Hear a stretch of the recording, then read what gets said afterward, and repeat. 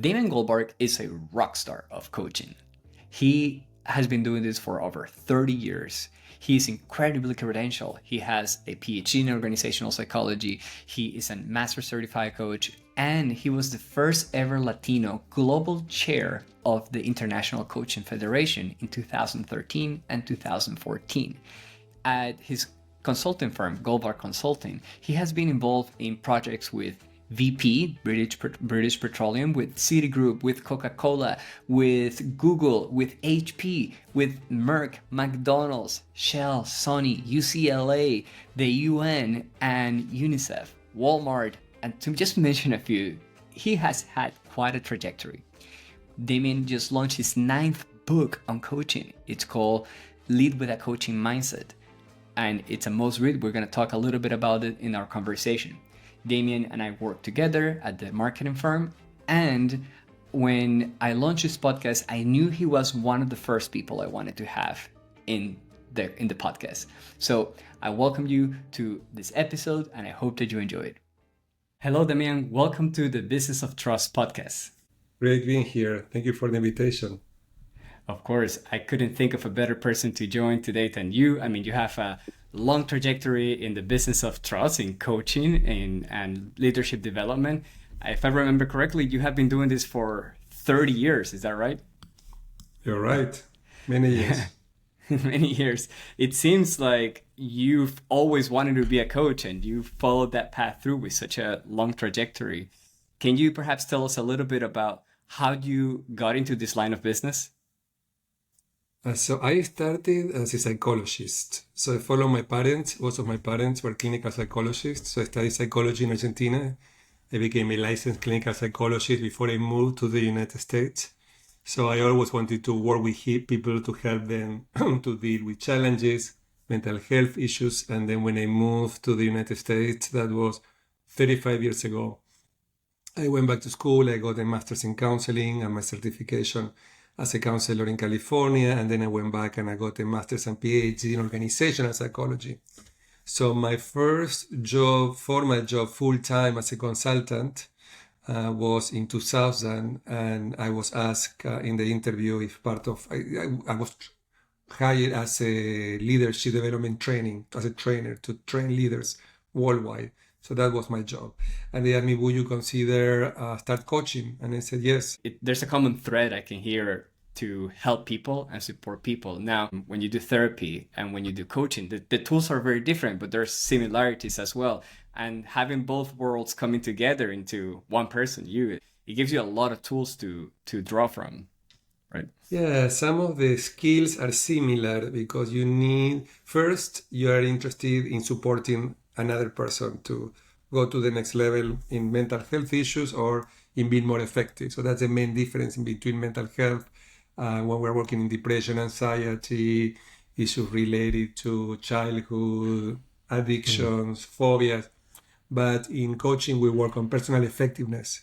We support people to be more effective, to have healthier work environment, relationships, but some of the skills are similar.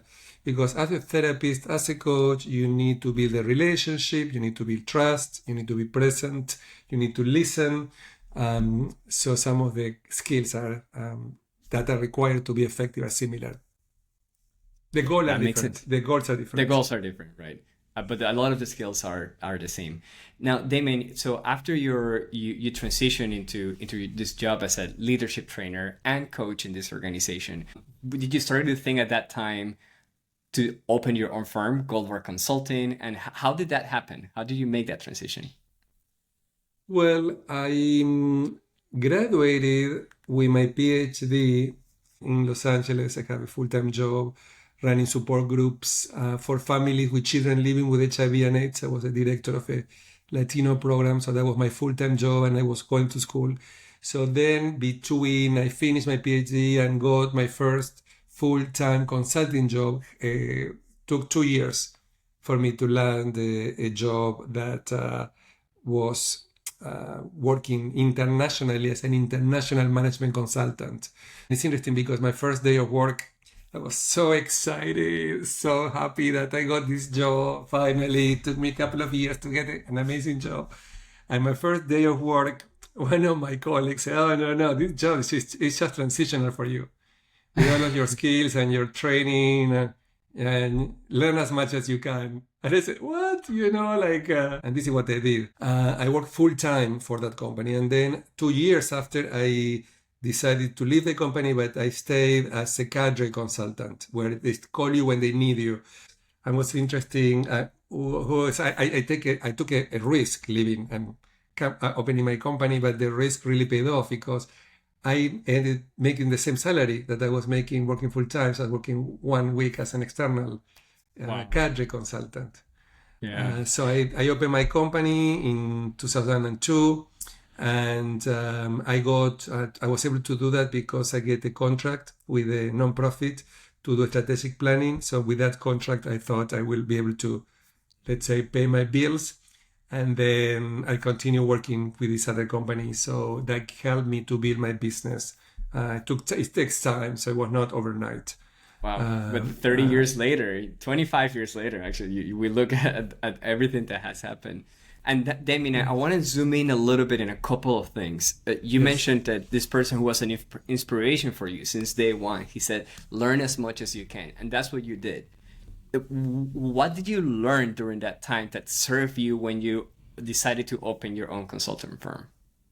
Well, I was very intentional. Okay, what can I learn that will help me to be a more effective consultant? So, for example, what is expected in the company is that every year you learn 2 programs, and you're very effective teaching these 2 programs. And I said, no, I'm not going to do 2. I'm going to do as many as I can learn. So by the end of the first year, I was able to deliver 5 different programs instead of 2. By the end of the second year, I was able to deliver another 5 programs. So I really took a lot of initiative in learning, spending time, energy, or extra hours of work. So I work hard. So I have to tell you, I have a great career. I think I'm very proud, but I always work very hard.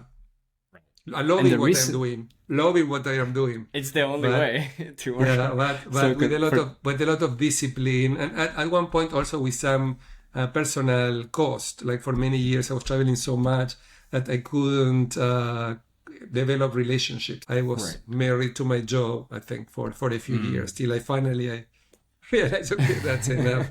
And Much nicer. I stopped traveling. No more traveling. It's nice that your job right now, I mean, you were able to craft your life. It's a lifestyle business in a way. You were able to make some decisions in your business to better serve your life.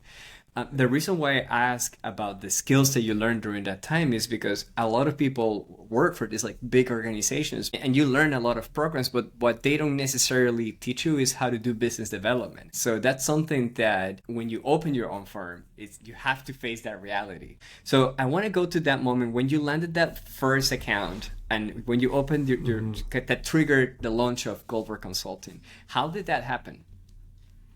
So basically, first I was volunteering for the Center for Nonprofit Management in Los Angeles. So I think that I knew that to be successful, you need to learn to network. So I would say that other than the discipline and the interest of learning, I was paying attention to how I can build a network. So when I start my full-time job, I still start building a network, looking at places. And one of the places was the Center for Nonprofit Management, because my heart was to help these non-for-profit organizations, not only the businesses that I was working with, this big company. And so I was a volunteer doing also leadership training for the Center for Nonprofit Management. And there were volunteer gigs, and then there were job opportunities. So one of the nonprofits said, we need a consultant to come to work with us. Who do you know? I was a volunteer there. They invited me. And something similar happened to me locally with International Coach Federation. When I opened my company, I also joined the International Coach Federation. Even though I was a coach already for several years, I took a class, I got my credentials, I started participating. And eventually I became a member. I started going to the meetings. I got involved with the local chapter. I became a volunteer in the board of directors. And then there was an opportunity to work globally. So I applied for the board to be a global member. And I was accepted. And it's interesting because most of the time is by recommendation. So people recommend you to get there. In my case, I just sent my email. I just took the initiative without recommendation, without knowing anybody. I sent my fill out the form, and they called me and they accepted me. And I was the first Latino to be part of this global board of directors of the International Coaching Federation. And eventually I was the first president. First Latino president of the International Coaching Federation. That at that time, we're talking about 15 years ago, it was smaller. Now it's even much bigger. And that really opened my business and my consulting to the next level. Because as a result of that, I got offers to work in different countries, in different projects. Just being the ICF Global President gave me a lot of prestige and status and opportunities. But I work up to get there. I invested time and energy, as I was saying, like as I was networking for the Center for Nonprofit Management and volunteering and offering my services and being of service. It was not just showing up in meetings. It was about investing time in contributing. So it's about contribution. So when you contribute and people appreciate your contribution, and then there are opportunities. So for people who are interested in building their business, my advice would be look for opportunities to contribute. Like I train coaches as part of my job now, and I tell coaches who want to get business and want to develop the coaching business, go and look for opportunities to coach.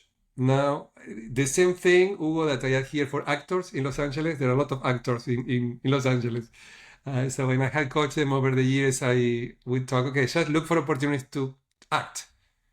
So you practice, maybe somebody will meet you, see you there, and an opportunity will show up. If you stay at home, it's going to be much more difficult. So you need to be out. So you need to look for opportunities to contribute. And as a result of that, you make connections, people get to know you, and then you open doors to other opportunities. That's beautifully said. And I have the same line of advice when I work with someone who is starting. And I always say, just start coaching 5 people. Like, even if it's for free, just like get out there and start working with people, volunteer at places so that you are actually becoming relevant to the conversation that is happening. Not only that's going to give you confidence and it's going to build up, but it's also going to build your network and give you feedback about what to do next and the next right action.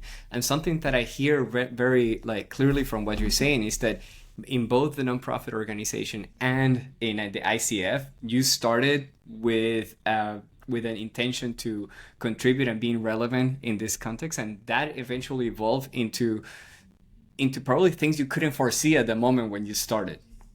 Exactly. Yeah. Fast forward to today, and you have written 9 books, and the last one is this amazing book, Lead with a Coaching Mindset. Can you tell us a little bit about what inspired you to write that book? I love the title, and I actually read the book because we and I worked together. Can you tell us a little bit more about that? Yeah, well, I'm very proud of this book. I think it's the book that I have worked the most to publish it. It's a book that summarizes all of my experience working as a trainer for 30 years with leaders. Like most of my books are around coaching and coaching topics and are for coaches. But this book is for leaders. The book just came out. And it's a book about inspiring leaders to be more coach-like, to develop a mindset where they pay attention to people's development, growth, learning, how you create places where people feel respected, cared for, and they do their best, and they are engaged, and they're committed, and there is well-being, and they want to go to work, because leaders invest time and energy in creating healthy work environment. Right. And if for our listeners who want to learn more about the book, they can go to the Amazon page and buy the book, order the book there. But there's also a podcast with the same name, Live with a Coaching Mindset podcast, where you speak to other leaders. We produce that podcast, full disclosure, and that's like I think you have great conversations with leaders where you explore these concepts apply in reality. Damian, I want us to tell us, if you will indulge us with one last story. And I want us to tell us a story of an account, a very important account in your business. And how did you land that account? How did that happen? What's the story behind it? The biggest account I ever had I'm not going to disclose names for confidentiality issues, but that was through a colleague who introduced me to this organization. And together we provided training, and it went really well. And then eventually they invited me to do another training, and it went really well. And then by the time that I had done 2 cycles and they have seen me working, they have the resources to train 200 leaders. I was lucky enough for them to hire us to do that job. So that was a really great opportunity. So what was key, I would say the person who introduced me to them, she was amazing. So again, a contact that I built over the years, who thought of me to work with her to collaborate. And then when I got the big contract, I called her back to ask her if she wanted to join me, but she was too busy, not available. But it's all about contacts, networking, but then doing great work. Because I have already showed them my style of work. My people have experience me working with them, so they wanted me to do this. A lot of our listeners are coaches and consultants who are in the business of trust. And I know that you support a lot of these individuals through your consulting firm. Can you tell us a little bit about how you support them? What kind of help you offer? And where would you like to send them to get in contact? Great, yes. So part of my job is to train coaches. So many people are already coaching, but they may not have gone through coaching training. So I provide coaching training so they can learn the International Coach Federation framework. And then they can get an accreditation, what gives credibility, what I think is important. For coaches who already have done that, I train team coaches so they can be more effective at working with teams. I train coaching supervisors to support them, to support other coaches. And then I have, like as we were talking about before, several books that can be a resource. In YouTube, I have 500 videos. Half of them are in Spanish for the bilingual people who are listening to us. So there are a lot of resources. And in my website, I have the podcast that we have been working. We already have 8 episodes, 2 more coming up soon in October. So we will have 10 by the end of October. So there are a lot of resources. They have the podcast, the books, the YouTube videos. And if you go to my website, you will find everything there. It's goldvargconsulting.com. And also in social media, LinkedIn, Instagram, Facebook. You can also follow me there. We also have a newsletter. So if anybody wants to receive the newsletter with different programs, every month we have demonstrations, coaching demonstrations, supervision demonstrations, team coaching case presentations, and these are for free. So there are several opportunities there to join me. I hear you, and I just go back to what you said, like you've always been a hard worker, and I just think like, gosh, that's a lot of content that you're putting out there, and that's awesome. You're a powerhouse of knowledge in leadership development, in coaching, training, and Damon, it's such a pleasure to have had you in the podcast because I mean, I think of you as a super rock star of coaching, and I'm very honored that you took the time to share what you've learned and your journey with us.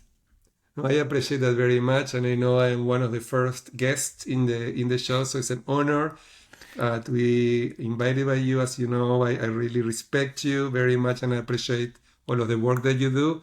And I want to wish you good luck with this podcast. I hope many people can benefit from it. Thank you, Damien. Have a great day. Bye for now.